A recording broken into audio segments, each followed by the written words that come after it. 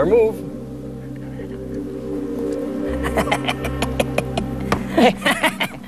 Yan. Nice one. Checkmate! Pambira naman to eh. Mali-mali tinituro eh. Pasensya na. Di ko naman, ang labo ng paningin ko eh. Kayo talaga, huwag na kayong mag-away, huwag na kayong magsisihan dyan. Nangyayari talaga yung mga ganyan. Katulad itong ipapakita ko sa inyong checkered board na hindi pantay.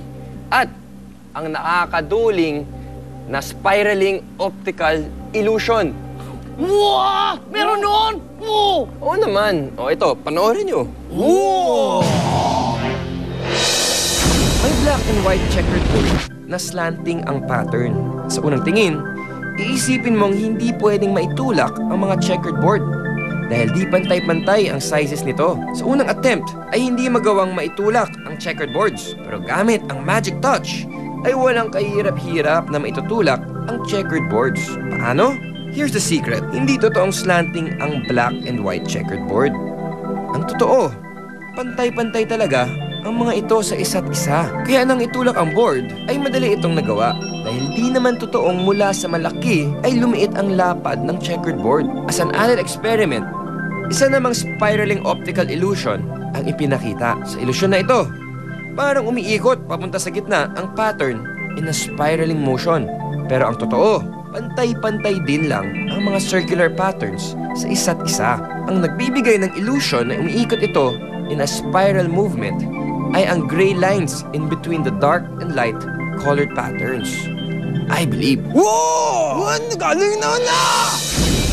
Bubbles, balita ko ito yung experiment na pinaka-inaabangan mo raw.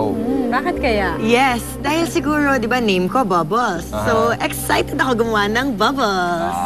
Hindi basta ordinaryong bubbles yung gagawin natin. Hindi siya round bubbles. Eh ano? Kundi square bubbles. Wow! Meron ba noon?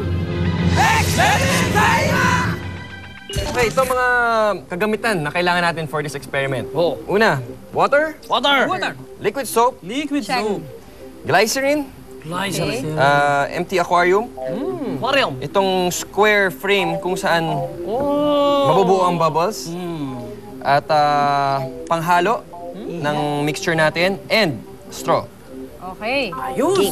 Okay, Set na tayo. una, yung tubig. Tubig. Buhos natin dito sa aquarium. Oh! Okay. Buhusin na natin para half Isang fill. picture ng tubig. Yung tubig. Tubig! Ayun, yung liquid soap. Okay. Ihalo na rin natin lahat. Green na green. Green! Okay. Green, Na, green. mix natin silang dalawa. Mix natin para maghalo Okay. yung Soap and soap and water. Okay, mix na natin ngayon yung glycerin. Yo, glycerin. Thank you. Ito yung bago eh, glycerin. Wow. Yan. Ano ba meron dyan sa Babango glycerin siya, eh? babango siya. Mabango yung glycerin. Ayos! Ayan na. Malapot na yung mixture. Okay. Ngayon, kukunin ko ang ating square na frame structures na panggawa ng bubble. At Okay. i-dip natin siya dito sa ating Oh! Yung buong structure. mixture. Yes, dapat masubmerge Okay. siya totally.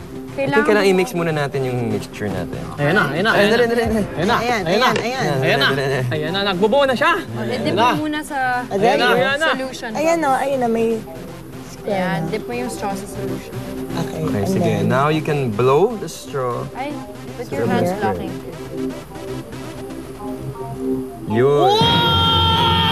Nag-expel na! Ayun na! Stop. Baka pumatok. Yun. Ayan. Paano nangyari? Galing! Sino nagsabi walang square na bubble? Ikaw! Ikaw yun! First time ko na makita. Diba? Square na bubble. Ano na bubbles? Ano masasabi mo? Ang galing niya, pero what's the logic behind this square bubble?